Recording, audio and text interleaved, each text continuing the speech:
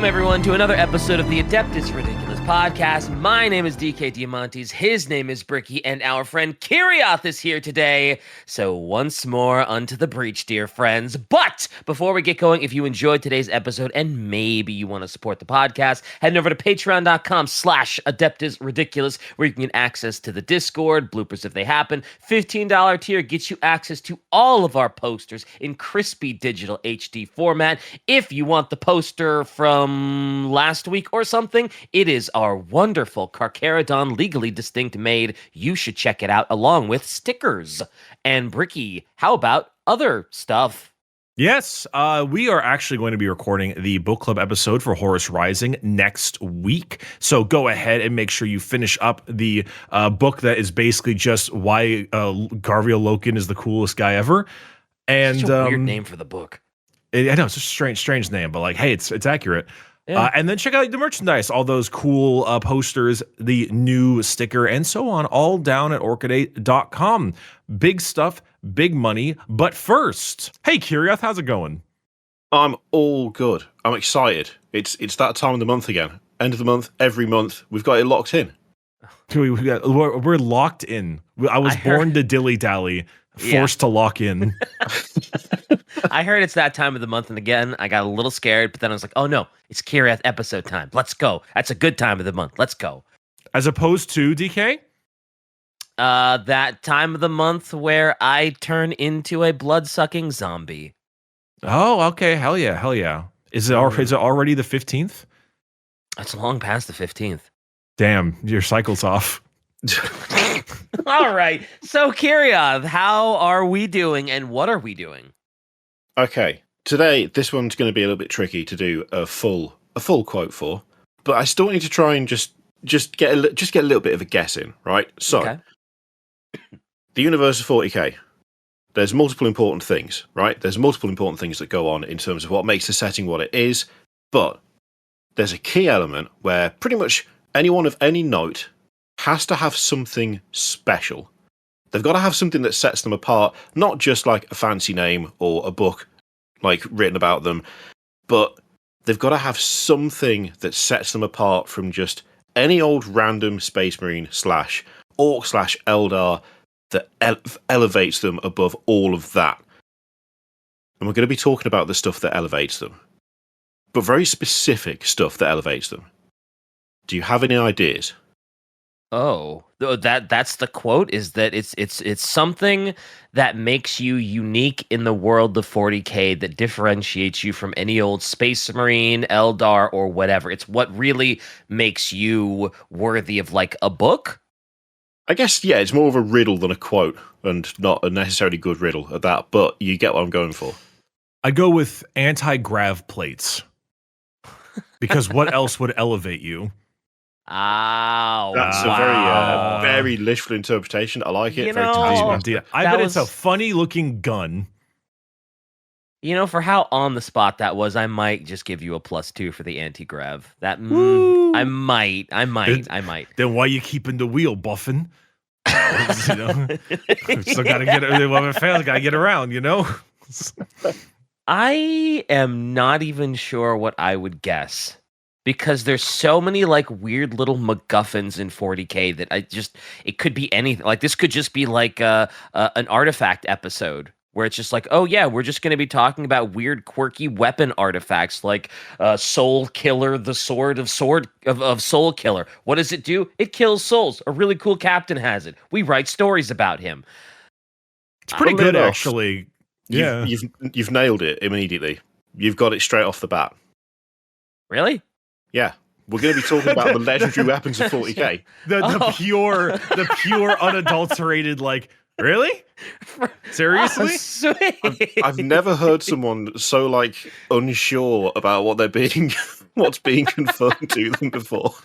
So this is why for some reason Lord Solar Leontis's horse happens to make him like as tough as a custodian, because it's a relic from the dark age of technology that powers up his horse and that bullshit. Yeah, I mean, I still am of the opinion that actually the horse is the Lord Solar and the guy on the back is just the decoy. That's why he's so tough, because people aim at the bloke thinking they're going to take out the general, but actually the horse is the one who's in charge. Yeah, the guy in the back is the artifact. Yeah. he's just there to draw fire. The horse is giving the orders. That's my personal headcanon, and I don't care what anyone else says. I think it's true. Look at his horse. His horse is amazing. Give it a lick. Stop it tastes just like raisins. Stop it, you old. At the stroke of its mane, it turns shitter. into a plane. So old. There are people who will not know Charlie the Unicorn and Lord Solar the Unicorn. That hurts me. But I had to. Such an old reference, but no, I mean to be fair. I love that. Sorry, we're not beating. Shy posted that picture. We're really not beating the Age of Sigmar has the best models allocations. Not with the teeny tiny little rat holding a warp stone. Oh, it's so fun. Oh yeah, it's so good. Those AOS minis are so good. They really are. Anyway, and having those in such close proximity to the new Sanguinary Guard really puts things into extreme perspective. Guard. How do you do that? How do you release my guess is that there's different teams. But how do you release that new Sisters mini where she's has a burning fleur-de-lis or whatever in her sword, for that new book, and then you release wing clipped nipple removed Sanguinary Guard. What a life. It's unreal. Same company. Who would have thought it? Who would have thought? Anyway, so what is this? Ancient relics, Dark Age technology stuff. The artifacts from a legend long past. Yeah, we're talking legendary weapons of 40k. The stuff where you get a named character and it's oh, what is that sword he's holding? And it turns out the sword is older than time or something, or that sort of thing. There's also a couple of things in here that I think really, really kind of emphasize the fact that 40k used to be so much heavier on silly references. So there is one that I think we're not gonna go alphabetical order. There is one that I want to throw out straight away, just because more people need to be aware of just how silly 40k used to be, and this feels like a nice holdover of this. So when I say throw it out there, I could also be talking literally, because it's a sling. It's the Holy Orb of Antioch. Oh, I know the Holy Orb. Are we pondering the orb? Yep, we're pondering the orb. It's a Black Templars thing. It's a special grenade, which is the Holy Orb of Antioch. And it is literally just a Monty Python reference. That is pretty much all that is. They're the only ones who have it, and it's just a better grenade. It's just way more lethal because it's been inscribed with stuff. It's got oils and sacred acids put all over it. And for whatever reason, at some point, Games Workshop were we love Monty Python. We're going to put the Holy Hand Grenade into the game.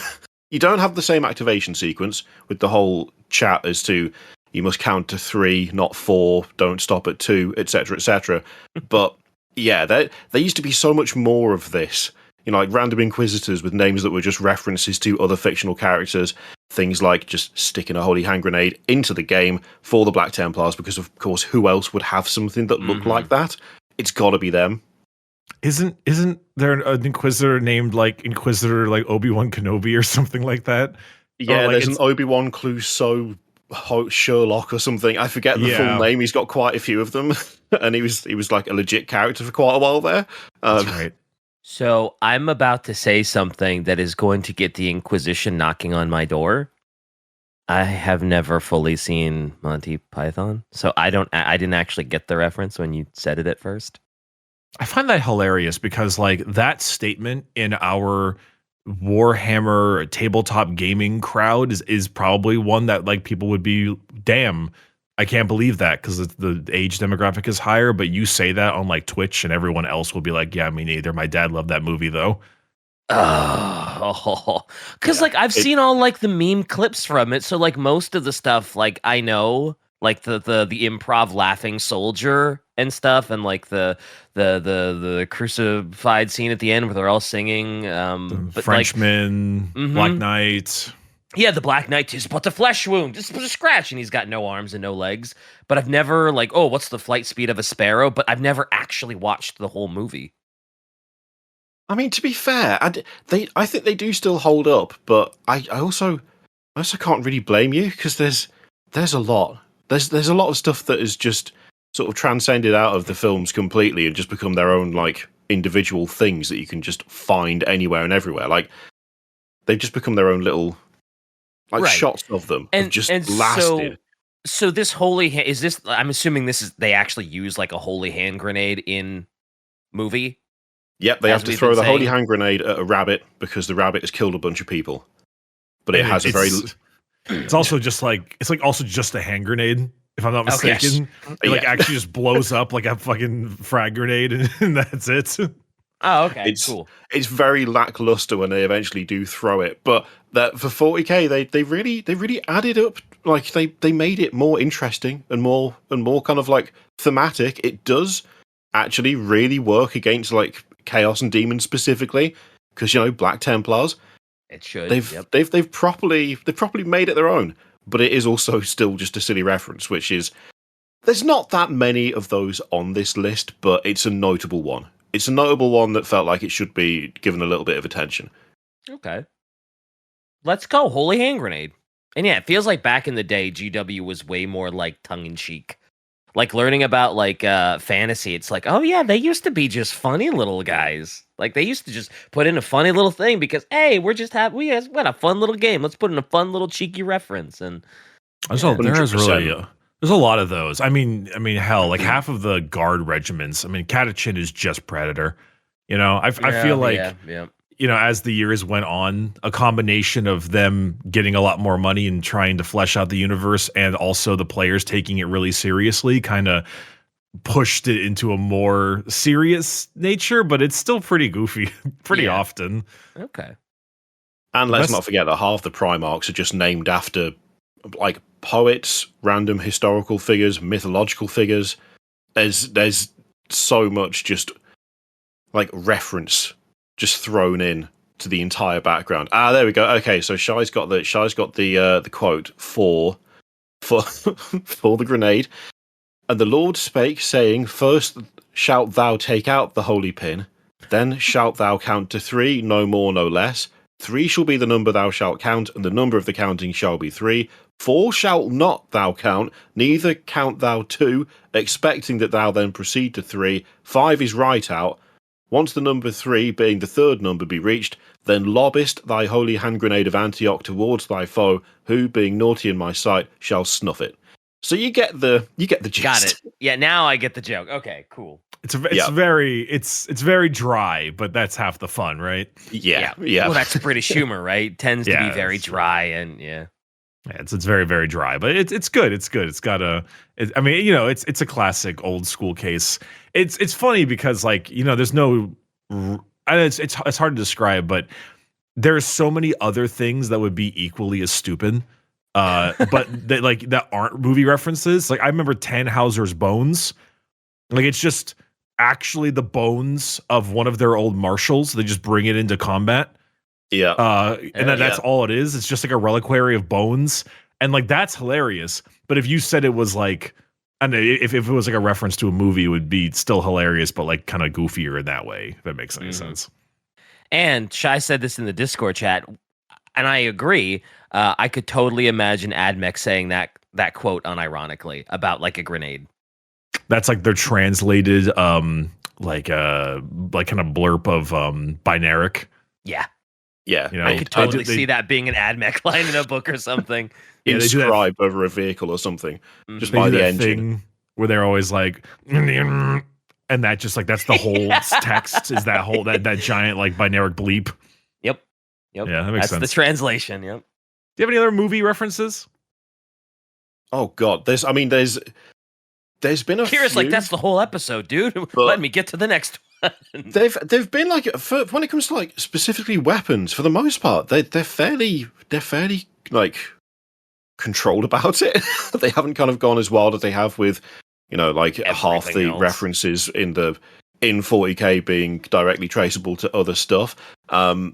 Yeah, it's there are some good like very 40k unique sort of takes on weapons though. There's one that I really, really like this. It's extremely over the top. There was a bloodthirster called Ka'ak-lash Ka'ashka, which I'll put in Discord because you would not get how to pronounce it from that. Whoa. It's a lot. What the hell? It's a lot. I don't know why. I don't know how you. I think I've got it right. Probably Ka'ak-lash Ka'aksha. I think. Yeah, that's the best I could do too. Close enough, right? Yeah. So this was a bloodthirster who also had another name, which was the Usurper. Absolutely infamous bloodthirster. Obviously, Greater Demon of Khorne. Extremely powerful. One of the most powerful warp entities spawned. And after a while, this particular bloodthirster, the Usurper, decided they wanted a little bit more. Ooh. So he tried to set himself apart from the blood god and turn against Khorne. Oh, is this the guy that gets yeeted? This is a guy who is like angers Khorne so much that he is just imprisoned immediately in a massive axe that's made out of metal forged in the warp itself and then chucked out of the warp into reality. Khorne just went, I'm not having this. You're now a weapon. Get out. Just threw him into the real world. Right. I feel like we talked about this guy, didn't we, Bricky? No, I think there's the other bloodthirster that gets thrown really, really high up into the air and then lands and like breaks his wings. That's Scarbrand. isn't it? Scarbrand, yeah. Oh, right. Yeah, He's yeah. got the scar on his eye, right? Well, his Okay. wings are also like tatters. Mhm. They're just like Yeah. bones. I Man, think there are he a lot of thrown in. bloodthirsters that want to try corn, aren't there? They Well, try it on every now and again. They build up the confidence. They're like, well, the last one got thrown and had the wings broken. The one before that, got turned into an axe. But maybe I've got a chance. Maybe I'll give it a go. So who has this axe, if anybody? Because I'm assuming a chaos axe that has a bloodthirster, the greatest bloodthirster ever in it, is going to be mighty strong, and whoever can wield it is probably going to get possessed, and/or is someone like, I don't know, Abaddon. Well, it's funny you should mention that. There have been a lot of people who have tried to wield this thing, and they all end up getting just destroyed by the rage of the bloodthirster that's trapped in it. Mm-hmm. And it gets to the point where there's like a constant war. There's like millions of zombies on a world called Messia, which is part of the Gloaming world.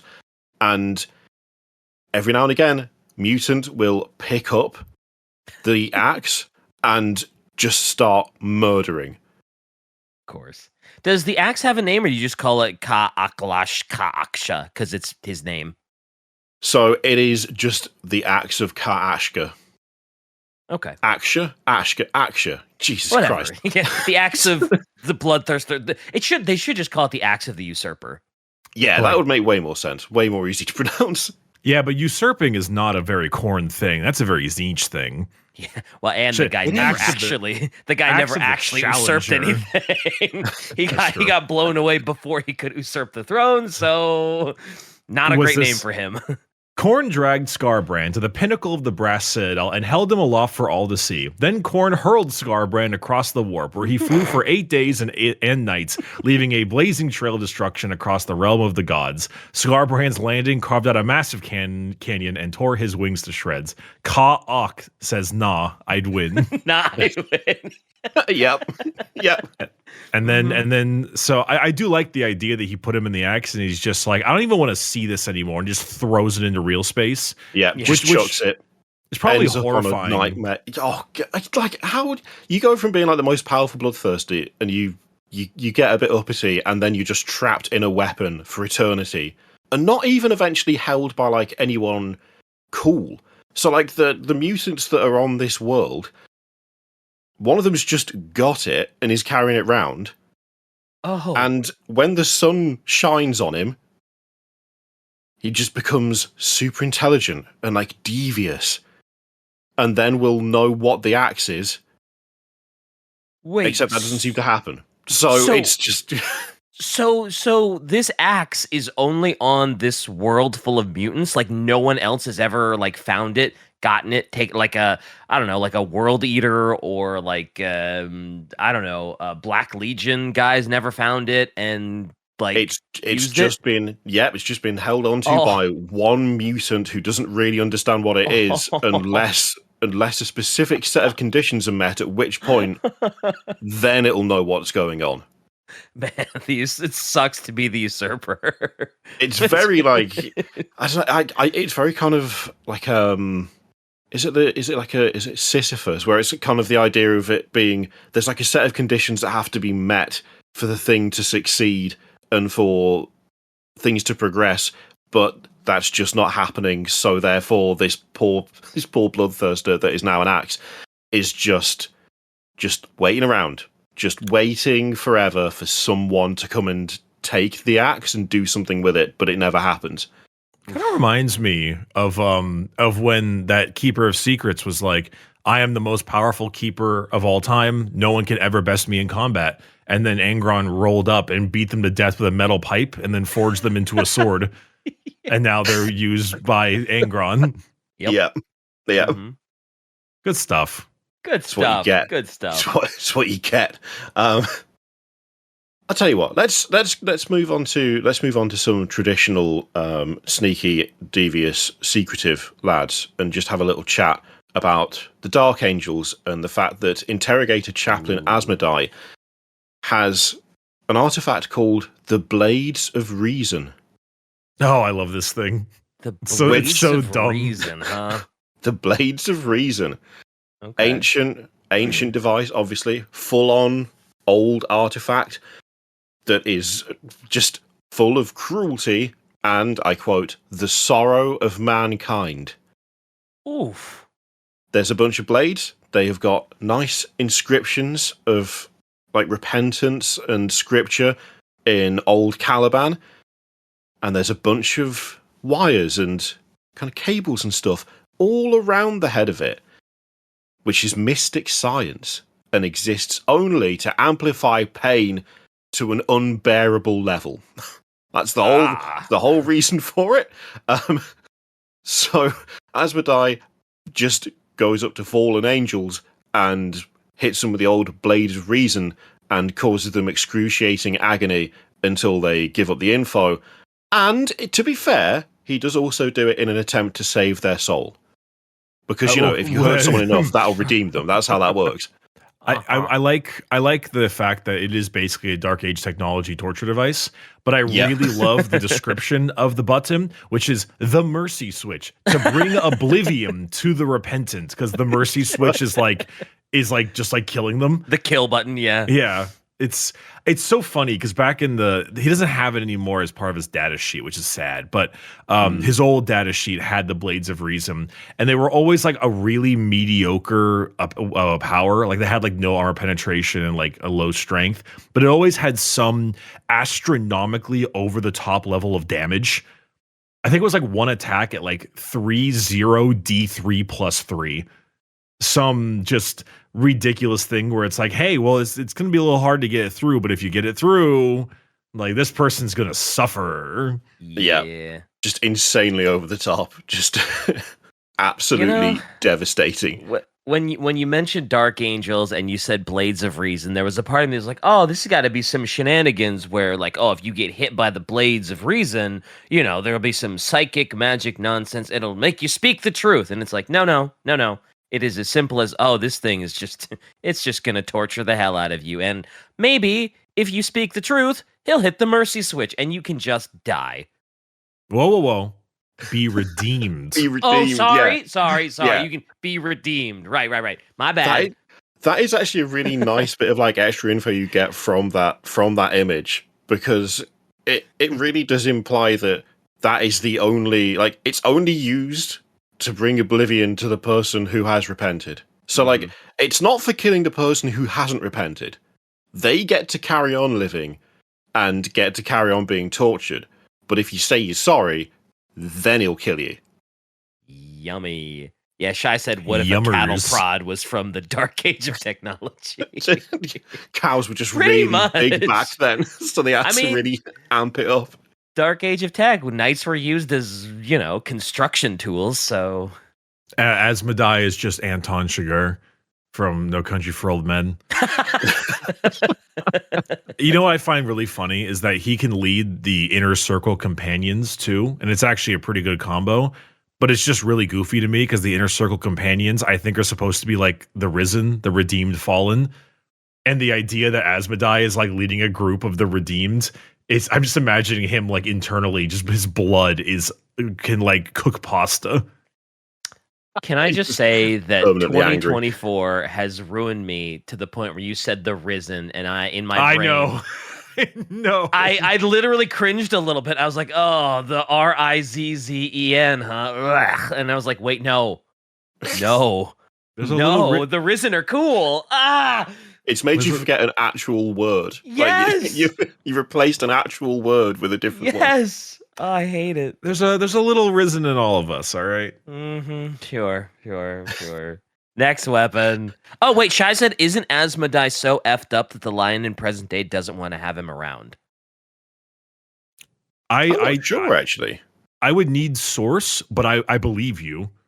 Like, I don't especially actually present know, day but... Lion, like with how sort of redeemed Lion is and how willing he is to get the Risen. I would believe that he would want a someone like this that has the dark age of technology cattle prod. Probably not a huge fan. Yeah. I don't know the source to that, but I would fully believe it. Yep. 100%. I mean, he's clearly a wrong un, so would you really want him around all that much? The old methods might have worked up to a point, but you've literally got a weapon that has a switch for only killing people who've said sorry. That's a little extreme. There's a line there that might have been crossed at some point, Yeah, even for a Dark Angel. Even for a Dark Angel. Let's stick with them for a second, because they do also have another artifact, which is Traitor's Bane. Which is wielded by Ezekiel, the Grand Master of Librarians. Massive, mastercrafted, two-handed force sword. And I selected this one primarily because it made me think of a terrible film, which made me laugh. Suicide Squad. Yep. You already know what it's going to be. I knew exactly where you were going with this. Traitor's Bane is Suicide Squad? It's rumored to possess the trapped spirits of the fallen angels it's killed. And the rage of them is like so kind of tightly bound into this sword that that when it kills people, it like gets darker and the shadows draw in. Whenever the fallen are near, it kind of alerts that one of them's around because the other dead fallen that it killed are still in the sword. And it really just made me think of that whole bad moment with Katana. Just straight up, I was like, oh dear, that's ruined that for me. Is what happens. Once you explain the sword, I was like, that's okay. Now I get why we're talking Suicide Squad. Okay, makes sense. Sure. Still, cool weapon, Traitor's Bane. It's a cool weapon. It is. I like it. I just don't like that Suicide Squad exists. Ruined it for you. Is that fair? Is that a fair thing to say? I think that's fair. The first it's a pretty Suicide terrible Squad movie. had its moments. No, it didn't. The end. That was the best moment. The end. Holy shit.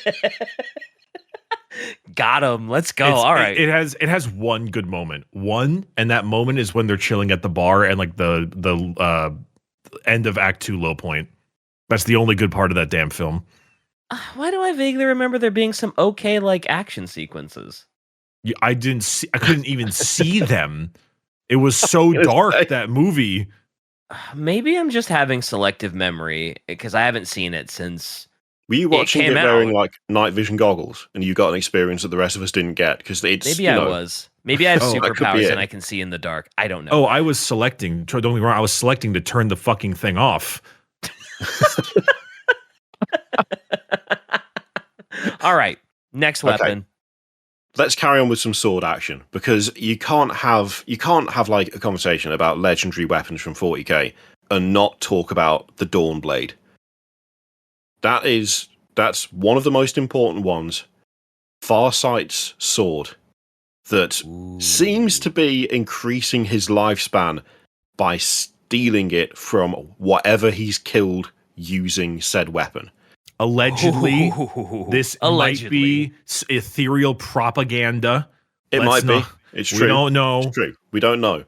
We don't know exactly what it is or what it does, other than he's like 3 centuries old or something, and Tau don't live that long. That's not how that works.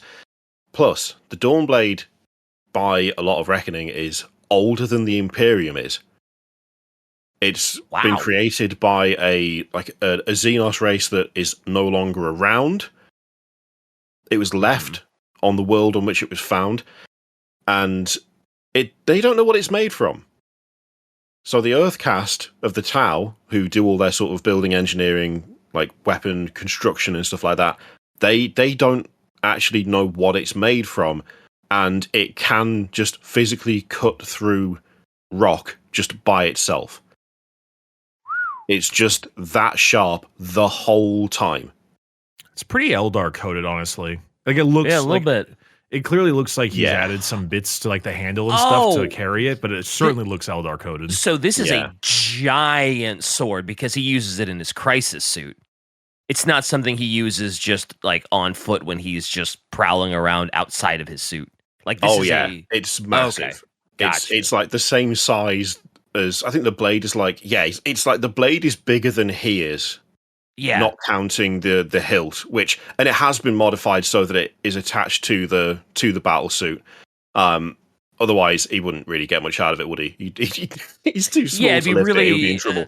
I mean, it would be impressive, but it's way cooler on his crisis suit. Yeah. God, all the art of his crisis suit or him is so cool.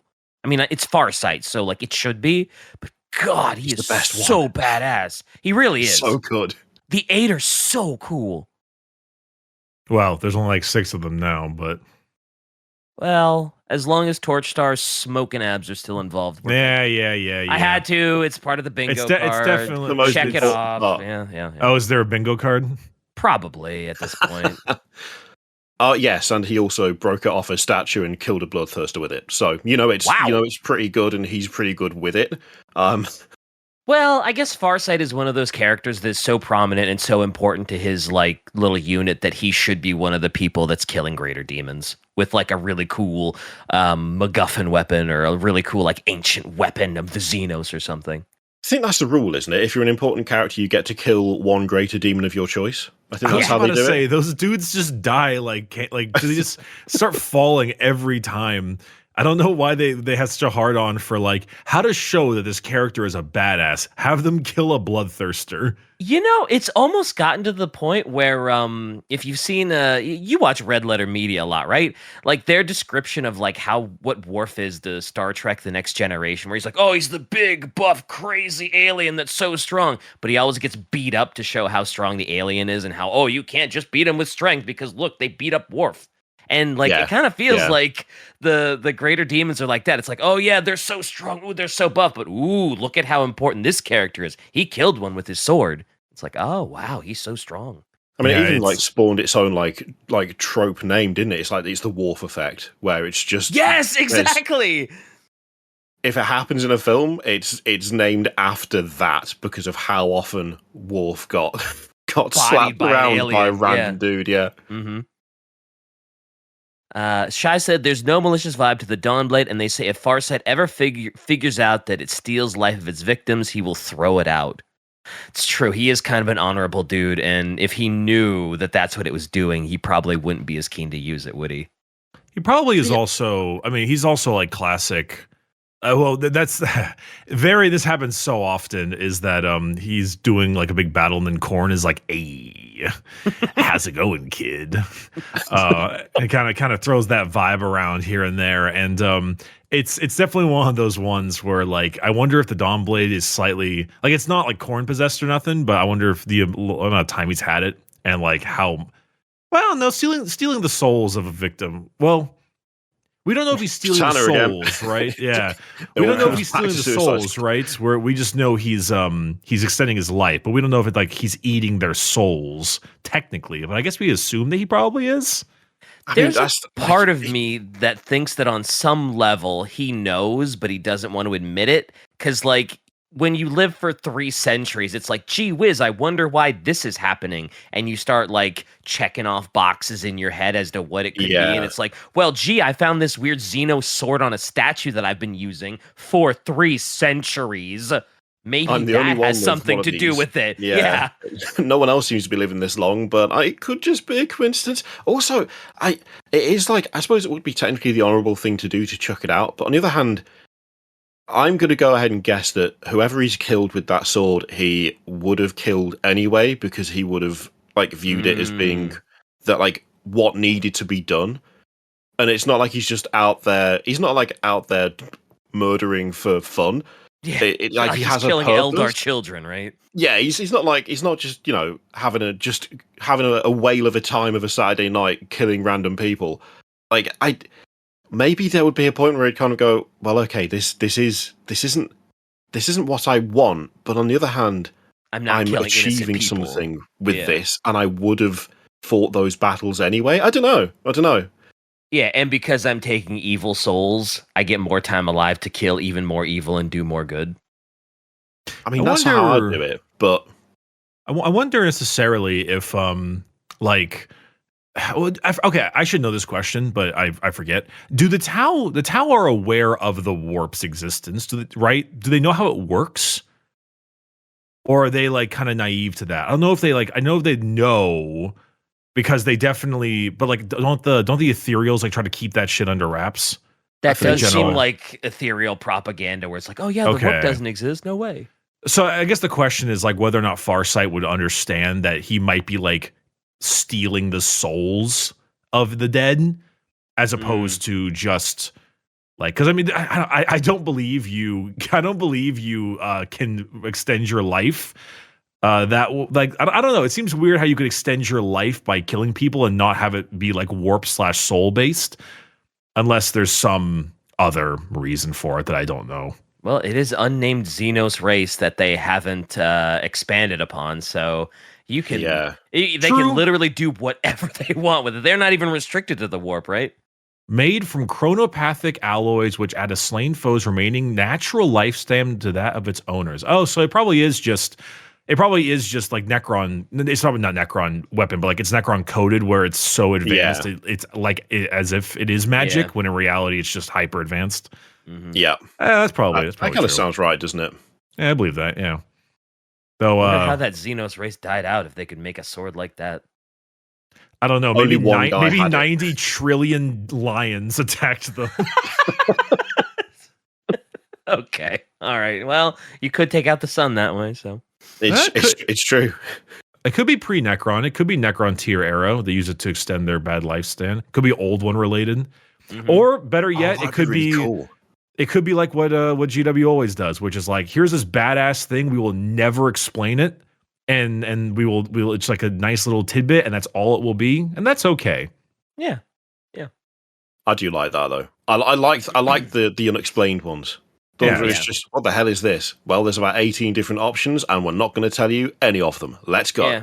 If they tried to explain it, they'd make it overcomplicated and it would seem weird. It's letting your imagination go wild with it. Like, it has a certain je ne sais quoi to it. Yeah. And it's like that one image of all like the other alien species with like the crocodile with the gun and stuff and like the weird orb dudes. And we're like, what the hell are all these? Like, I don't know, but they're around. And I'm like, that's cool. Yeah. And the guy that's just a big square with hazard stripes all over it. With a cloak. That guy. That guy specifically, I was like, hell yes. I don't know what that is, but I want it. It's awesome. I love how even in whatever culture that is, they still have hazard stripes. Oh yeah. Yeah, there it is. Yep. Who the hell is he?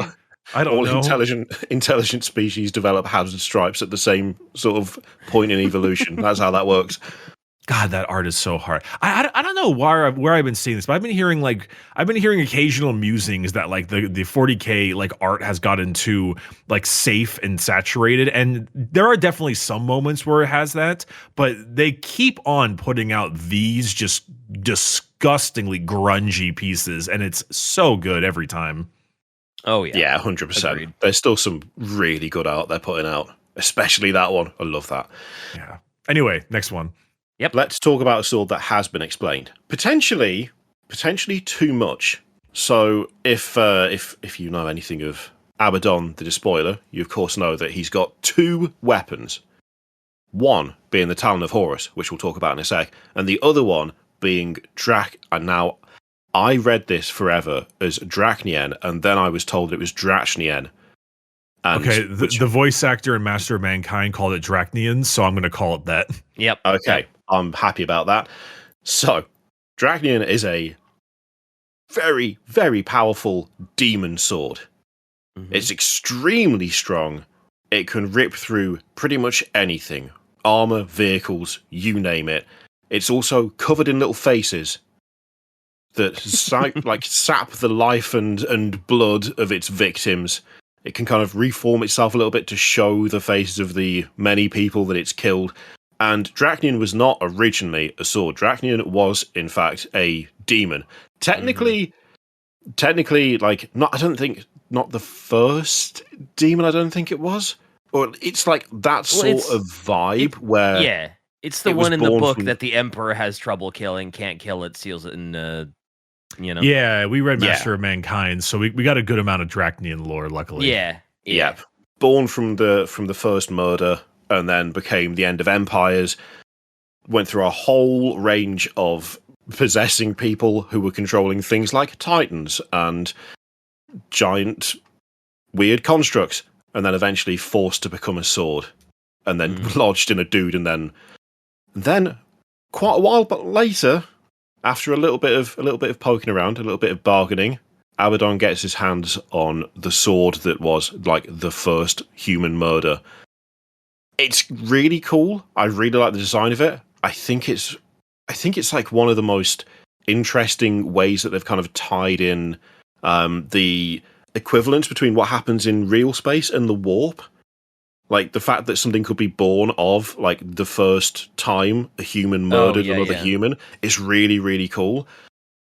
But it's almost become one of those things where I feel like it's been explained a bit too much. But it is still where all badass. the magic is kind of gone from it. It's kind of the opposite of Farsight's weapon, where it's like, ooh, there's so much mystery behind it. It's so cool. And Drach'nyen is just kind of like, well, we know every little bip and bob about like the demon that's in the sword, how the sword works, where he's been. Blah, blah, blah, blah. We know Abaddon's got it, and now like all of the sort of magic has been sort of revealed. You know that there's not actually a rabbit in the hat, and it's like, aw, no magic. No, I'm actually a little bit. I think I might actually disagree a little bit on that one. I don't think it's too over-explained. I think it's explained like enough. I don't know if you can explain it more, but it's kind of just like, yeah, you know, like, hey, it's the whole. This is the sword. This is what it is. It's the first murder. I guess if anything, I wish there was more other objects of demons. Like based on the primordial instincts of humanity and other things like that. Like this is born of the first murder of humankind, but like I really like something you can almost take it kind of biblical, where like the first lie ever told. Yeah, like kind of make it a sort of sins of sin. Yeah, like the little sub sort of thing. Sinned. Okay. Yeah, a little sub betrayal. thing. Okay, that'd be cool actually. I could see I could see them taking some weird shit like this sword was made out of the rib that made Eve. Like just like weird crap. Okay. Like leaning really heavily into it would be really fun. And like you could branch it out a lot more, like in a lot more interesting ways, like the idea of like the first betrayal or the first lie. You could end up with all sorts of really fun, weird artifacts that are just like properly tied into the whole idea of real space emotional stuff affects the warp because it's sort of mirrored in there, and and you could do like good emotions for like loyalist Primarchs too, then make like holy weapons instead of just like, you know, demonic. Look, I'm the first murder sword. Ooh, the axe of hope. Yeah, exactly. What would it look like? I don't know, but it would be kind of cool. The first person who like sacrificed themselves for another. Yeah, the first sacrifice. You know, sure. Maybe you have the first lie ever told, but then you have the first lie ever told in like a savior thing, like I'm Spartacus kind of thing, Yep. Yeah. I like it. I like it. I like it. I like This it. is we got some idea. We got ideas sometimes. Yeah, trademark it before GW takes it. Quick, get on it. Let's go. All right. So that's Drach'nyen, of course. Mhm. You The got other any weapon. you got what's the talon horse. Yeah, well, it's got to have a mention because it's like the kind of the lightning claw, isn't it? It's like the kind of prototype, the idea of having the guns actually fitted into the back of the gauntlet. It's kind of got like fairly. I think the combi bolter attached to it is like obviously it's super ancient, but it's also like an earlier version of that type of gun. It's like the big prototype for both of those kind of weapons being mass produced afterwards. And it also, again, is just an incredibly well designed looking weapon. It looks awesome. It isn't all that special in terms of like, it's still like, it's not like full of magic and mystery. It is a bit demonic now, but it's mostly just a giant claw with a massive gun implanted into the back of it. And what's wrong with that? Yeah, right? yeah. Let's go. So did he design it? Did he get someone to make it for him? Was it just a chaos relic he found? Because like everybody can use lightning claws now. Well, it's the said, talon right? of Horus. Like it's I mean, he had this before he turned traitor. It's Horus's talon. Right. But did he make it, or did he get someone to make it for him? Or so it was. Go ahead. It was built. It was built by the same guy who did the Terminator armor that Horus wears. A guy called Malevolus. Definitely not like an evil coded name. Sounds like a proper chap. Yeah. Oh yeah, definitely. And it's like it is again like that whole prototype thing. So it was built specifically, like specially before all that stuff was widespread. Okay. And built a long time ago. Sure. And funnily enough, you'll be shocked to learn that Malevolus, when I said had something of an evil coded name, he was a co-conspirator of Kelbor Hal. So, you know, pretty on the nose there. You could sort of tell which way that was going. And he did turn traitor. Obviously, he's called Malevolus. Yeah, the writing was on the wall, right? Yeah. No, the writing was on his birth certificate. Yeah, the writing was on his name. Is the birth certificate, sure. I will say I like that image of the Talon of Horus because it really runs me down that same vibe of like all chain-fed ammunition, each shell blessed in blood sacrifices to the dark gods, and then like Talon here, made of pure gold from only the greatest labor in Africa, and then like this part, Supreme branded sticker, $5,000, only one of 10 made. It's kind of like take his fit in a way. Yeah, yeah. I don't know. It kind of gets me. I will be honest, I really like that picture because, like you said, the descriptions are funny, but I did not realize that lightning claws could have, like, ammunition and combi bolters on the back. I thought, like, talons and lightning claws were just like, oh, hey, look, I've got big claws for melee that, like, I didn't realize you could put a gun on the back of these things, and that makes them infinitely more cool. Well, they also went through like design changes as well. So the Chaos Lightning claws, you've got the fingers themselves are the claws, but then for a lot of the loyalist stuff, the lightning claws come out of the knuckles, so they're more like sort of Wolverine style. Weapons, which I actually prefer the whole like hand just being the claws. I think it looks way more scary. But there is an exception to this, where there is the ultimate set of lightning claws, but they deserve a mention whenever talking about any sort of 40k weapon, because the ultimate set of lightning claws are the ones wielded by Tiburos the Red Wake, which are called Hunger and Slake, and they are lightning claws that have chain swords also attached to them in the palms of the hands. So he's got the lightning claws coming out of the top of the gauntlet, and then he's got chain swords in his palm. Check out our awesome new poster at orchidate.com, where you can see a legally distinct and great representation of that as a character from a gacha game. Yay! Wait, really? Say yay! Yay! Yay! Oh, those ones. Oh, okay. Yeah, these I ones. I like you had said like, oh yeah, he's got the claw with the thing in the hand, and I was like, wait, what? Okay, gotcha. Okay. They are the best Yay! versions. Those are so cool. Yeah, agreed. The dude literally has like hand chainsaws with retractable like shark spear barbed claws.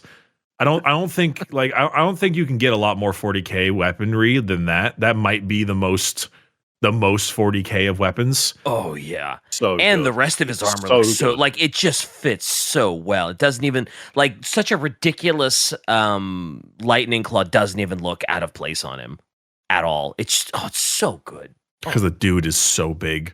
He I hasn't love crossed that the artwork. Rubicon. He hasn't crossed the Rubicon Primaris yet, has he? No, I think if I remember right, that bit of art that Shai's put in, I think it's fan art as opposed to official GW. I think so. But I do like the fact that in that art they've made him insanely big. He's that's borderline Primarch sized. What the absolute size of him? He is dwarfing that Space Marine. Like that's when he gets up to that Space Marine, he doesn't even reach his waist. Like he's gonna go up to like his thigh when he's like, oh man, that's a big boy. Tiberos means shark in Spanish. Oh god. Of course it does. God's Of course sake. it does. Why wouldn't it? Why wouldn't it? You know what? I never thought to look that up, and I feel vindicated in having never wanted to look that up. I think I made the right call. I think I made the right call there. What are your guys' thoughts on Ferrus Manus, the man whose name is the Iron Hands, who is part of the chapter The Iron Hands, and who has a ship called the Fist of Iron? Oh man, just cinema. Cinema. Kino. Exactly.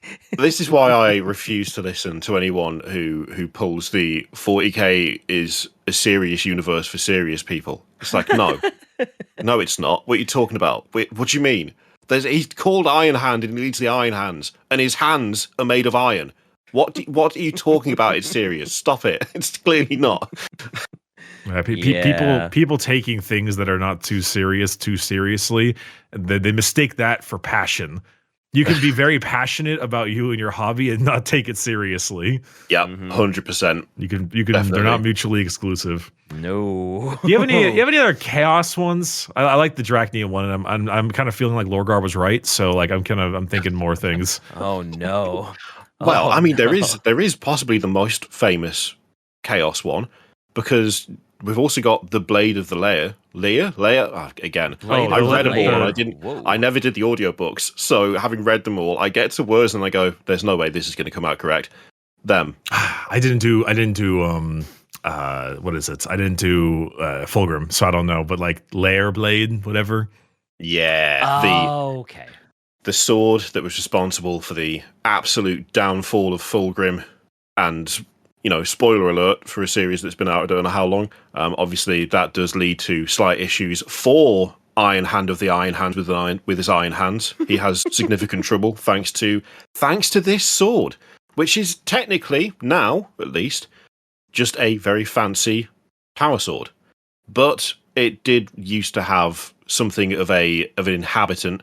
There was a little bit of demonic nonsense going on. Which meant that Fulgrim eventually turned full traitor and became obsessed with perfection beyond, that which he was already, and became a servant of Slaanesh. And for a little bit, the entity in the sword was just inhabiting him. So, in terms of famous 40k weapons, it's got quite the hold. Absolutely ruined a Primarch and took his place for a little while, sort of, kind of. Yeah. That's the one where it's like if men had a time machine, they'd don't take the sword, Fulgrim. I mean, it went so bad for him. Why would you ever? So bad. Why would you ever need a woman to hold you when you can have the sword do it? I suppose so. Sure. As long as someone will hold me. And, Emperor, it would have been pretty great if you warned him about the temptations of Slaanesh and been like, hey, check it out. That is literally the symbol of Slaanesh on that sword. It is actually the symbol of Slaanesh. It is the symbol of the Dark Prince. Could you, if you would given him an encyclopedia that was all right, you see this skull one? That's corn. Tzeentch is this weird bird thing. Yeah, Give him the card with all the names, all the symbols. Study your on flashcards and don't look at them for too long. Yeah. I love the idea of him spotting Fulgrim with it on his waist and just being like, could I politely request you put that down immediately? Because I really don't think you should be holding on to that. I just don't think it's a good idea. Okay, just listen to me, right? hey, Fulgrim, what do you have there? A knife? No, no, that'd be so great. Yeah, he's just walking in to commune with the Emperor, and it's he's got the sword on his hip, and it's what's that? Oh, it's just a cool little thing I found. No big deal. I found it in a temple where a bunch of snake people were having sex. That it seemed like a cool idea to pick it up. It seemed like a good idea at the time, so no big deal, right? We were actively killing them and they didn't stop. So I figured this sword was definitely the right move. I have something I need to tell you. The Emperor is sitting there oh, that seems fine. And then Fulgrim's oh yeah, they were purple colored too. It's purple? Purple? The sun glints on the sword. It's what's that on the sword? Just some carvings. Rage intensifies. It's one of those every obvious thing just goes by the wayside until a very lightly obvious thing too arrives, and it's oh yeah, they also had 3 boobs. 3 boobs. What? No. Some of them had claw hands too. I'm not sure what that was. Oh yeah, that's a good idea. Let's do the black blade of Entwi, or whatever the hell you call it. Oh yeah, it's so good. I mean, it's not good. What? It's obviously really bad, but it is good because of how bad it is. So the blade of Antwi, it's another demon sword.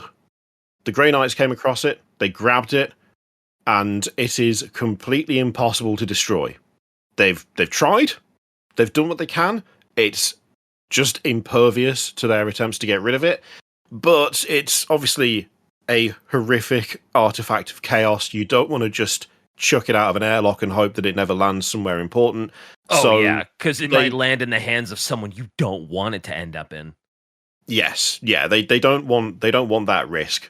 They also didn't really want to just lock it in a vault on Titan, because then that just leads to temptation, and you don't want someone opening the door and being like, "This is mine now, lol!" Right in the middle of their fortress monastery. That would also be a bad thing. Mm-hmm. So they gave it to one of the chapter purifiers. They gave it to one Castellan Garin Crow, and he holds the sword all so the it doesn't time. tempt anyone, and he's the only one strong enough for it. And okay, I remember this one now. Yes, yeah. So he has to hold on to it permanently, just resisting its attempts to urge him into doing things he shouldn't. Yeah. And trying to overtake his will with warp sorcery and the like. Mm-hmm. And it's an insanely strong weapon. It was used during a war. A guy called the Blind King had this sword, and using the sword and the influence that it had, absolutely ruined 3 full sectors. Yeesh. And the Grey Knights put a stop to it, but the sword is you cannot have it in anyone else's hands. So he just holds on to it the whole time. He's just got it. Yeah. He's using it as his sword, but without being able to use... I was about to say he can't use it. So to him, realistically, it's just a sword. It's not a magic sword. It doesn't grant him any powers. It's just a sword to him, because he doesn't use its influence, right? It's just a very fancy sword. Yeah. And that's it. It's also a little strange because, for a long time, they just gave him a bunch of rules to make him really good, but his sword was 401 because it's just a hunk of metal. Sword. Yeah. But they since pulled that back. I guess now they let him use it in a weird way, so now it's 622 devastating wounds. Mm-hmm. So I don't know. I guess they changed it. I guess maybe the sword does his power a little bit instead of giving it to him or whatever the hell, but he's cool. That's a sick Joy Toy yeah, that's figure cool. of him, though. Holy, they really gave his sword some oomph in that. in that I'm still figure. waiting. Holy. I'm still waiting to get myself the Imperial Knights Joy Toy one. It's probably the only one I actually want because it's so big.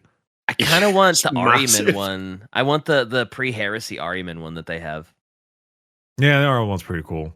Yeah, Crow is neat. His the big spooky sword is. I don't know, they don't do much. I don't know if they have many books about Crow, but like, oh, dude, imagine like a buddy cop thing. It wouldn't work because he doesn't talk to the sword, obviously. Sure, But, Throwing like, the to the sword, sword, yeah. trying to solve crimes across the Imperium. but like, yeah, he like doesn't. He like completely ignores the sword. I'm pretty sure, so it wouldn't really work. But I can totally see, kind of like in Twice Dead King, where you had the other personalities like constantly talking to him. Yep. That'd be funny. That'd be funny. Good cop, bad cop. Shai says she personally imagines it as Disco Elysium, where your Thai talks to you, giving you horrible advice to F yourself up constantly. Come on, Yeah. Breton. Go, let's have some fun. Yeah, I think definitely Disco Elysium vibes from the way the sword talks to him. 100%. That's pretty good. That's pretty Yeah, good, it's really actually. good. Yep, that's the way to look at it for sure. Fails a empathy check. I want to have fuck with you. Man, I need Hell to yeah. finish Disco Elysium one of these days. I always start it, never finish it. And That's I so don't know good. why. It's so funny. Anyway, do we have any more weapons? I'll tell you what. Let's do a little jump. I'm going to prepare you for something. Then we're going to do something that's just quite good, and then we're going to go to, I think, one of the most important weapons in 40k. So we talked a little bit about silly weapons.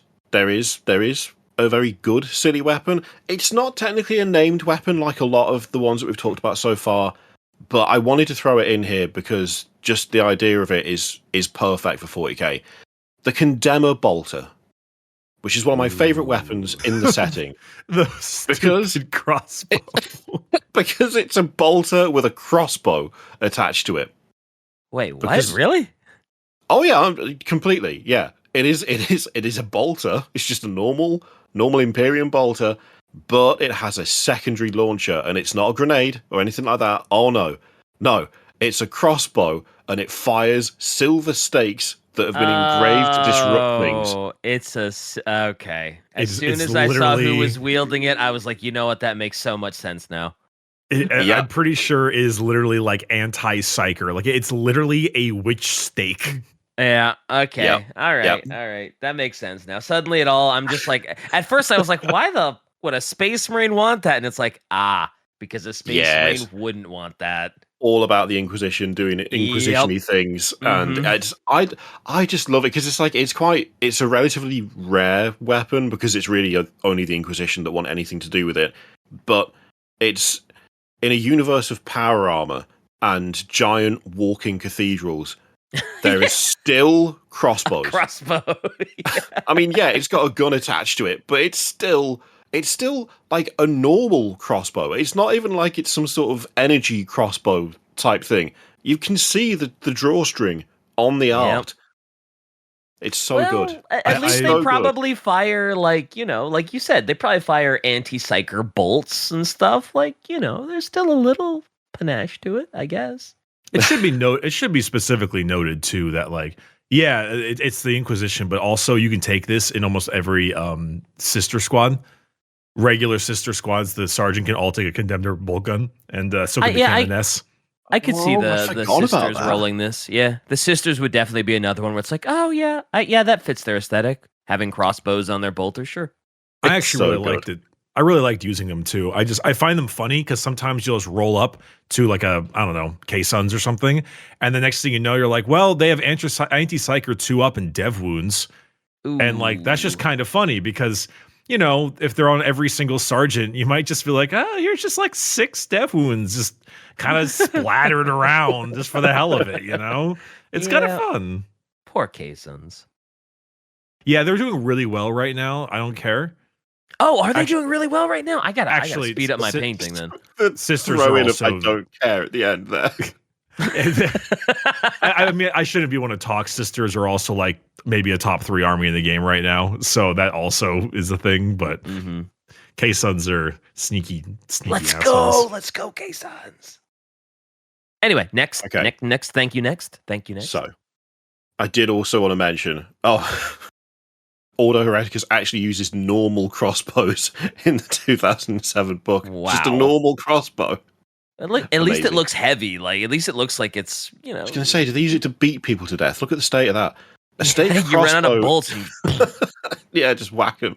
Is a specialized weapon used by the Ordo Hereticus. When the crossbow fires, it fires a silver stake engraved with sigils that destabilize the psychic connection to the warp. Like, it's... I like that it's specific in what it does. I would argue, though, that a bolter, if you were to put similar sigils on what that fires, or if you just fire a bolter at a psyker a lot, that would probably also work. But is it as cool as carrying a crossbow into battle on an alien world? No, it's not. So you can totally engrave bullets, can't you? Like, don't they do that in a lot of like sort of sci-fi? Well, I don't want to say sci-fi, but like a lot of vamp. Like, don't they do that in Constantine? Doesn't he have bullets that are? Well, maybe no. Maybe those are just specially pressed. I mean, if you look up maybe. There's the chain-fed ammunition. Each shell blessed in the blood sacrifices of the dark gods. Oh, I'm sure there's enough. I'm sure there's engraving. Yeah, you can absolutely engrave a bullet, especially considering how big the bullets in 40K can soda get. cans, right? It's probably pretty easy. Yeah, and we're not engraving 22s up in here. We're engraving things much larger. That's true. That's true. Okay, we're going to talk. Oh, hang on a sec. Wait.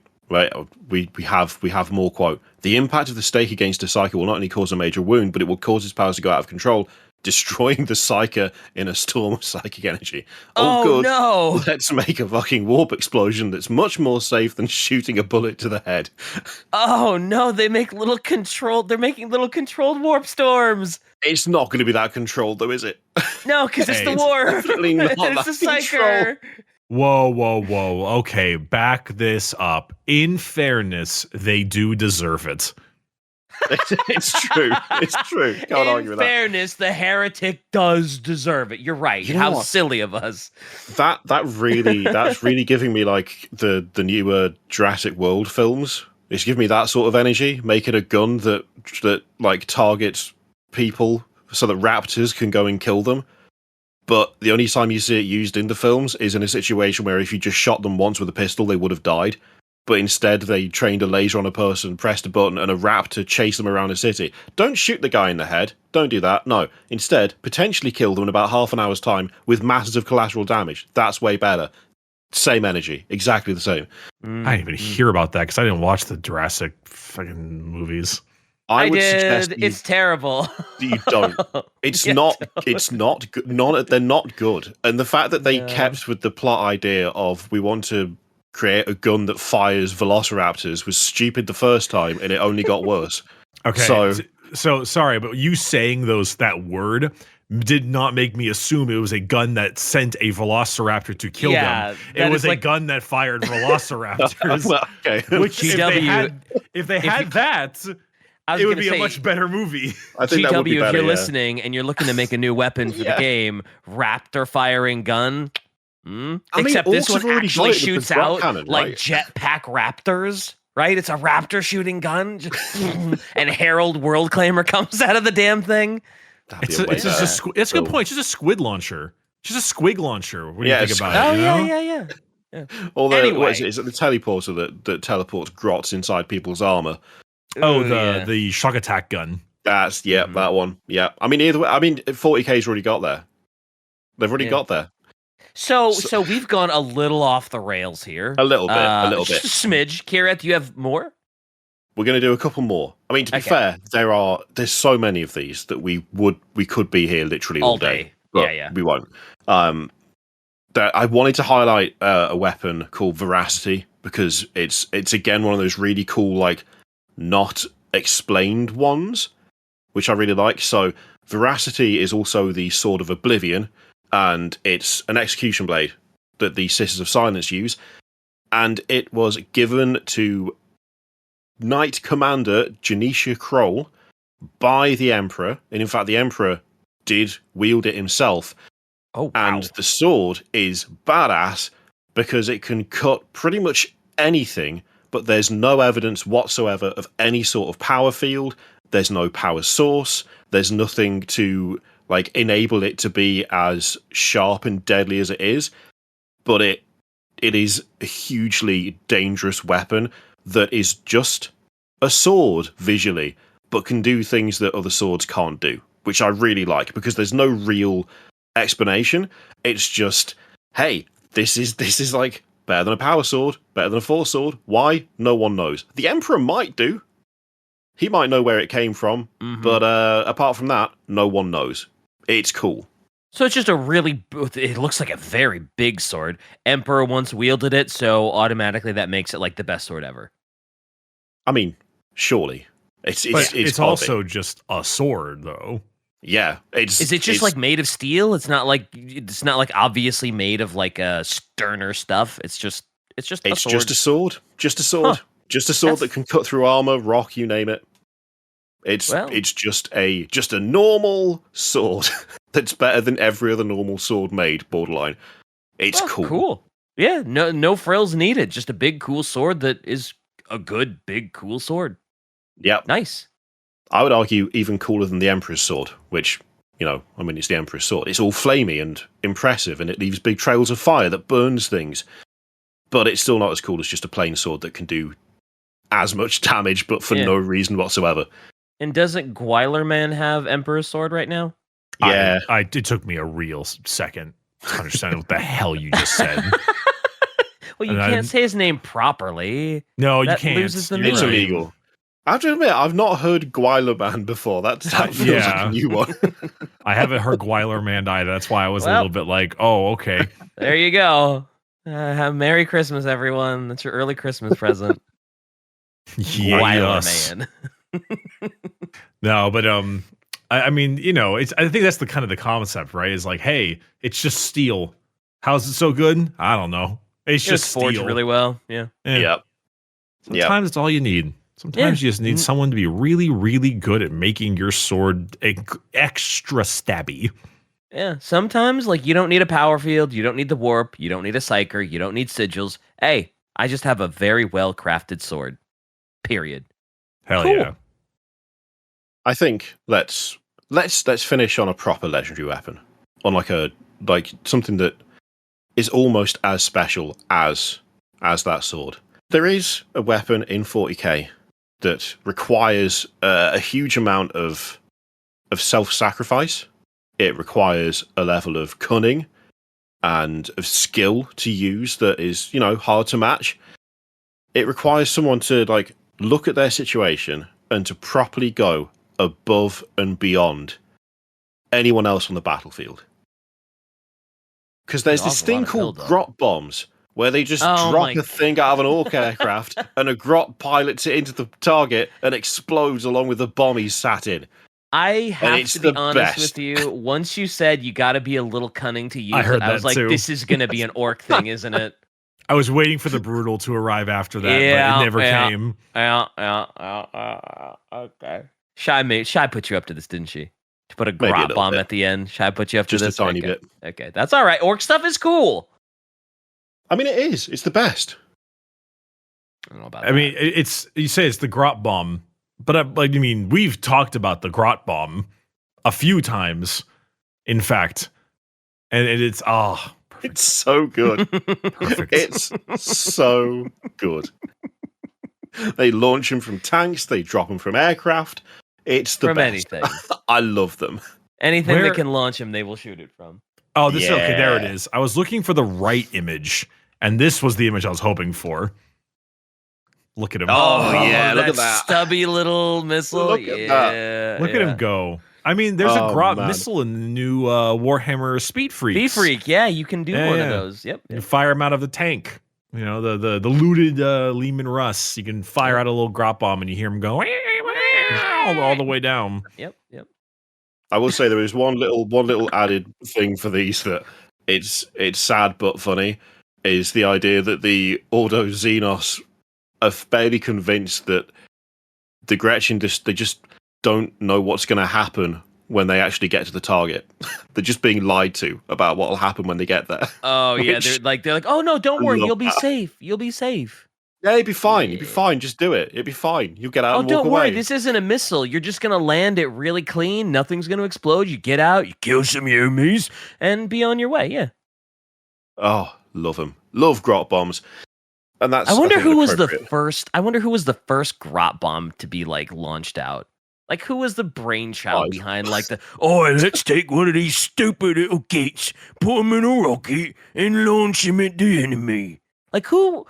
Like that sounds like a Gazcol plan.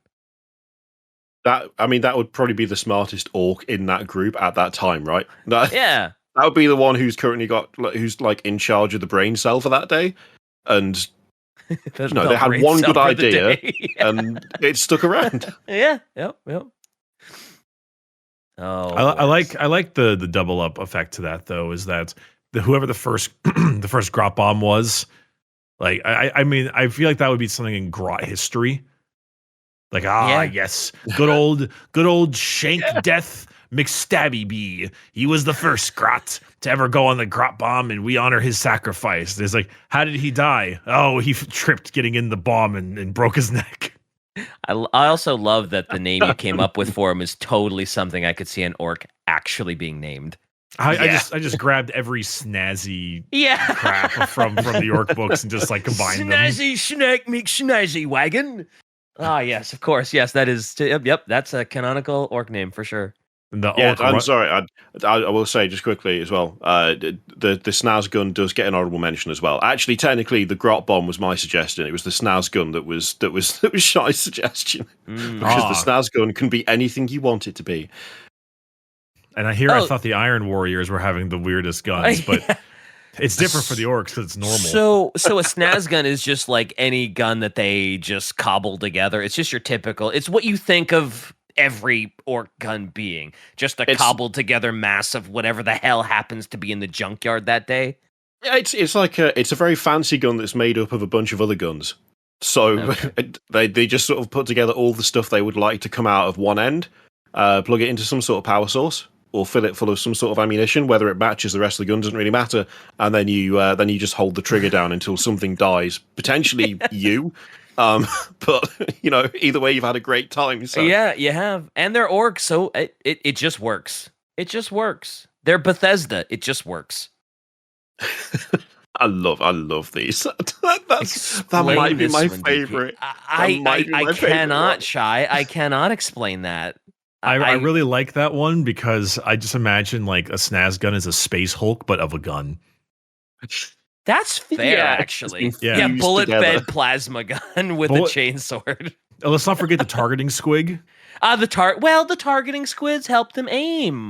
Naturally, I said let's not forget it. I'm putting importance on the targeting squig here. Okay. I do love me a good Cyclops. Oh, I'm sorry. I completely forgot that the plasma gun is actually an over-under barreled plasma gun. It's not even just one barrel, it's a double barrel plasma gun. It's a double barrel. Of course. Barrel bullet fed plasma gun.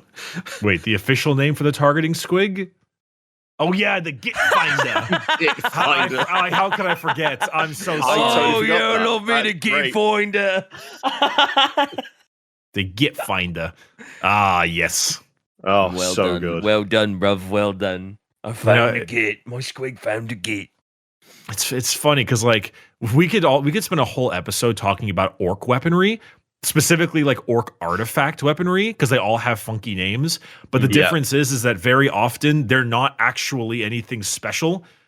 Like don't. It's there's just like another one of that thing. Yeah, there's like that one Gretchen guy, right? Who I forget his name, like Zogra Wartsnaga or something like that. And he has like the grabby stick, and it's just like a cattle prod, not cattle prod, but like a trash grabber. One of those things, and that's all it is. And I'm sure it's got some wacky crap to it, but that's all it is. Like I'm pretty sure Gazkul's weapons aren't like anything special. It's just a really big claw and a really big gun. Yeah, it's just an upsized version of what everyone else has, and like I think it's like, is it 4 guns just like strapped together basically? It's 4 barrels. That sounds about right. I don't even think it's just 4 barrels. I think it's 4 belt-fed barrels. I think if you take a photo of the Gazkul Mini, I think all 4 barrels are being like belt fed. So he'll fire that thing for about 6 seconds, if even. And I'm out. And then before it is done. He'll be absolutely loving it, though. Oh, yeah, those are going to be a great time 6 for that seconds. 6 seconds, yeah. And then for Gazkul, once you're out of ammo, it's like, oh no, I got to go up close and personal and punch you. Like, he probably loves that shit. Okay, there they are. Look, there's Every 4 time belts. I see that model, I can't get over the size of the power claw. There are, yeah. It's so Yeah, the good. power claw is so cool on his thing. Like, it's just absolutely massive. ridiculous. Like, it's one of the best parts of that mini. Oh, love it. That's just 40k minis are so strange. You get like the sanguinary guard refresh, and it's like just completely misses the point. And then you get that.